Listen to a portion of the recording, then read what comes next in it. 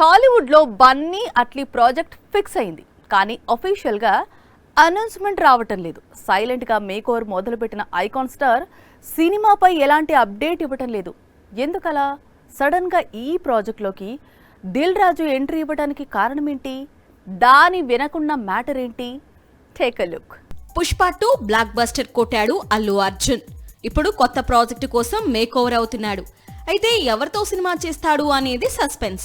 General గా అయితే త్రివిక్రమ్ సినిమాకి క్లాప్ కొట్టాలి, కానీ స్క్రిప్ట్ వర్క్ పూర్తి కాలేదు. దాంతో అట్లీ ప్రాజెక్ట్ ని లైన్ లోకి తెచ్చాడు. సల్మాన్ తో చేయాల్సిన ప్రాజెక్ట్ ని అల్లు అర్జున్ తో ఫిక్స్ చేసుకున్నాడు అట్లీ. కథా చర్చలు పూర్తయ్యాయి, కానీ అట్లీ పారితోషికమే సినిమాకి ఆటంకంగా మారింది. షారుఖ్ తో చేసిన జవాన్ హిట్ అవడంతో తన రెమ్యునరేషన్ ని 100 కోట్లకు పెంచేశాడు అట్లీ. అది చూసి బడా నిర్మాతలే వెనక్కు తగ్గుతున్నారు. బన్నీ అట్లీ ప్రాజెక్ట్ కి 600 కోట్ల బడ్జెట్. ఇందులో ఐకాన్ స్టార్ 150 కోట్లు తీసుకుంటాడు.